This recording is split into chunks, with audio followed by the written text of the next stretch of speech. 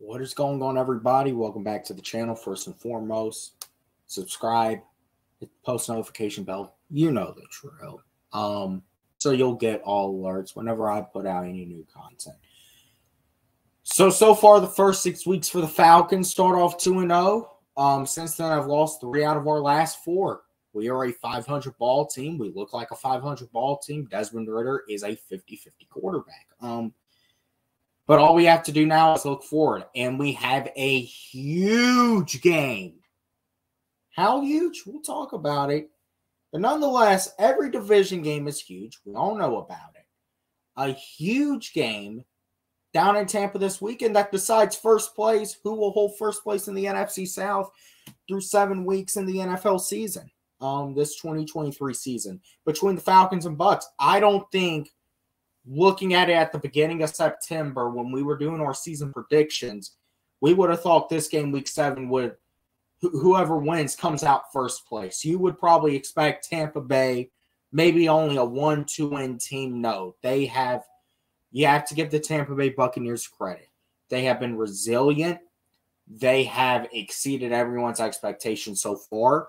Baker Mayfield, while he does look like an average quarterback, I think has done better than many would expect him to do in Tampa Bay.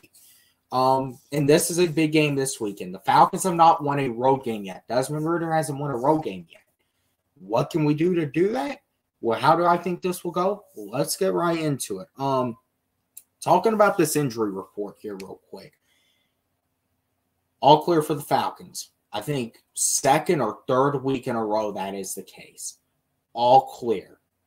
So there is no excuse, just like last week. We lost the game. Injury cannot be an excuse because no one is on the injury report. Of course, things can happen during the game, but it's not like we're going into this game banged up. We are as close to 100% as you can possibly be this point through this season. Tampa Bay got a few names on there. Baker Mayfield did not appear on there when I looked at it, so he will be going. Linebacker Anthony Nelson, full concussion. He did practice in full. He is questionable. And Vita Vea, that's the biggest name on this list. Obviously, Mike Evans, Levante David, they just got rest days. That's nothing. We know they'll be out there Sunday. Vita Vea with the foot injury, obviously limited, questionable. You would think they try to get him going Sunday, but he's not going to be at 100%. So that could spell a little bit of good news for a guy like Drew Dahlman, but still, that's one of those matchups you feel like you don't have the advantage in there. But going into the state of the NFC South, if you're looking at it, you do the math. I said it earlier. Who wins this game is first place in the South through 7 weeks. I don't think anyone would be expecting that, but that's a situation we're in. New Orleans, they lost last night versus Jacksonville, tried to pull off a big comeback. They couldn't. Shout out to Foster Moreau. They're 3-4 now, under 500. The Carolina Panthers are on a bye week. They are still Owens, the last set of Owens left. They are going to look to get their first win next week versus Houston. They've handed over offensive play calling duties. So on Sunday, it's the Bucs and Falcons stage in the NFC South. It's time to see through 7 weeks who at least looks like they could be the best team in this division. Now, the big conception about this game I see some Falcons fans making is if we lose this game, it's the end of the season. Can you make that argument? Yes, you can, because I made that argument a few weeks ago versus Houston. So I can see the argument there, but you also have to look at it through the perspective of this week and next week are both road games. We know this team clearly struggles on the road, but we're going to have to go get a few road games. I think as long as you can get one of these 2 road games, I think you're in an all right predicament. You would obviously, I think, rather get this one because this is a division game.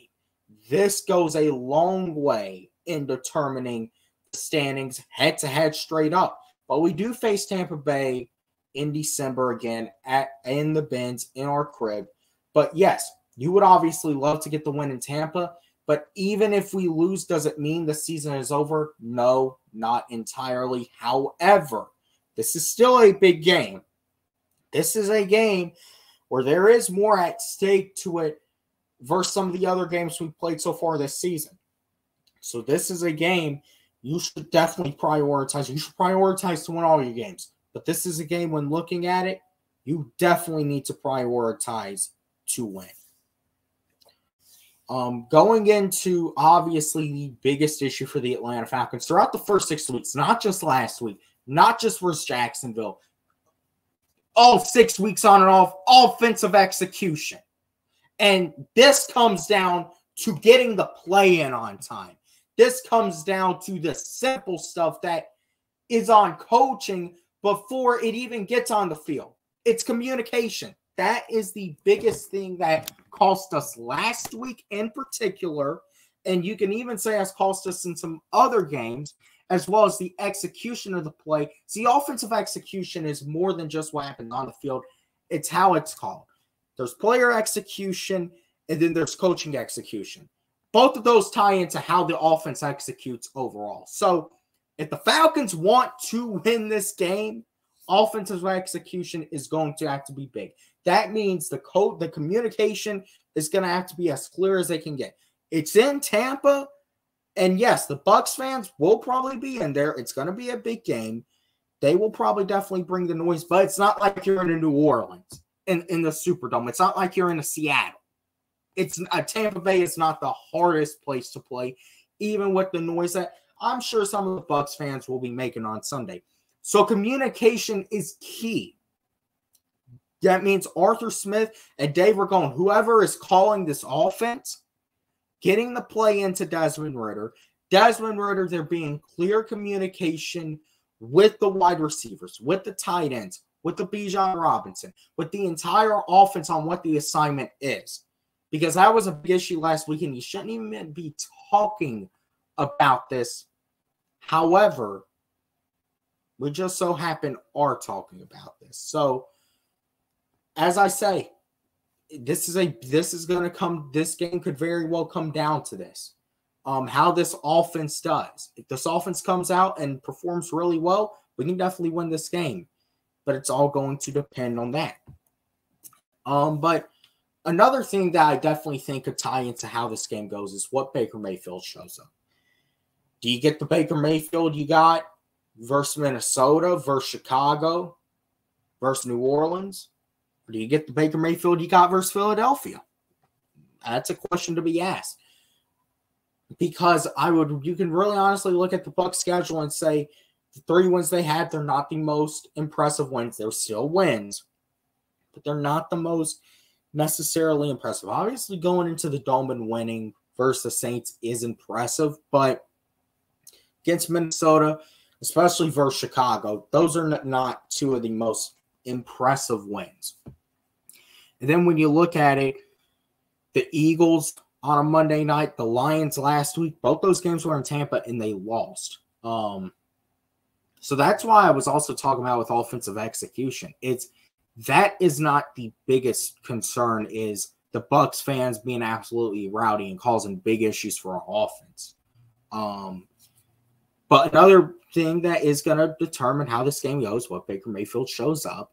Do you get the Baker Mayfield that gets the ball to Mike Evans and Chris Godwin, is precise with it, and lets his guys do all the rest of the dirty work?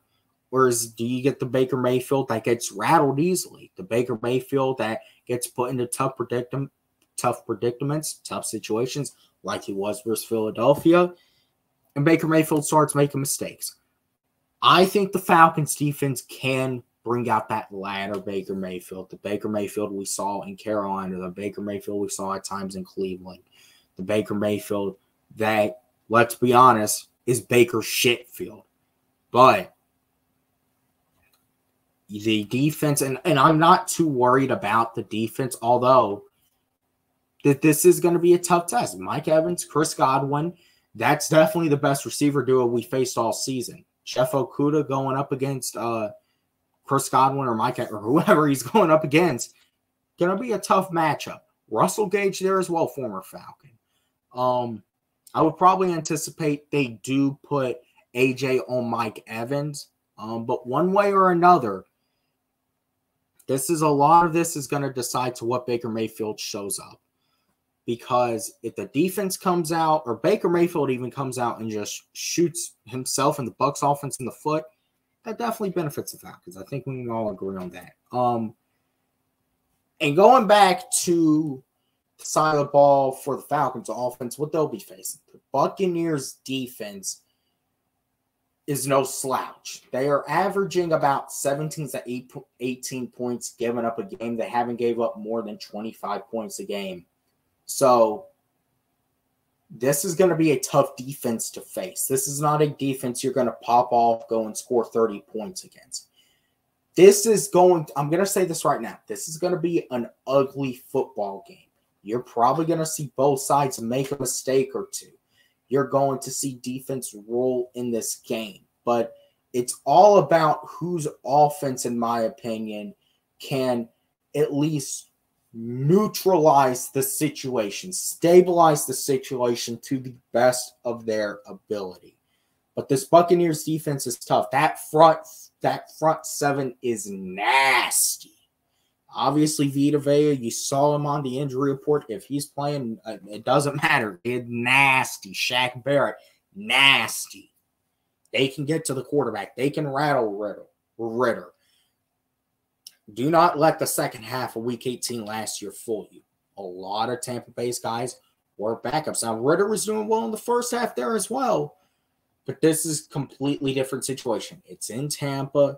So, yes, if you're asking me, this is going to be another test for Desmond Ritter. But,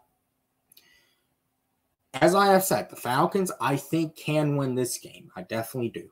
But how can they win this game? I think number one for the defense, just staying a routine. Obviously, it's going to be a challenge. What we saw last week, the sacks are going to come. The sacks came last week. Obviously, Washington's O-line might be one of the worst in the NFL.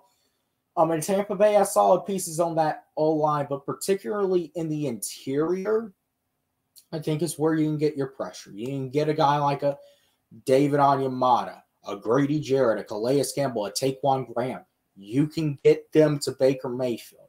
You get Baker Mayfield rattled with that interior pressure, he starts making mistakes too. Tampa Bay cannot run the football worth a damn, so I don't even think we have to worry about that at all. But defense, for the most part, just keep doing what you're doing. And 3-4 years ago, that would have sounded weird as hell to say, but man, defense, y'all been balling out so far, but don't let up now. Keep doing what you're doing. Number two, you got to wear out this Bucs defense. I talked about it earlier. It's about who can stabilize the situation best with their offense. The Falcons can do that. The Falcons can run the football, something Tampa Bay cannot do. Tyler Algier, Bijan, CP, get them involved, especially Tyler Algier. Tyler Algier, he balled out for Tampa Bay last year. Granted, second half had a lot of their backups in, but still, get Tyler Algier involved. Get Bijan involved in space. I honestly feel like when you're talking about a Tampa Bay Buccaneers, this is a team that they're going to maybe be able to give you. You can find a mismatch. And I feel like if you get a guy like Bijan Robinson in space against this team, he can really do a lot of damage. But just wear this Bucs defense out throughout the game.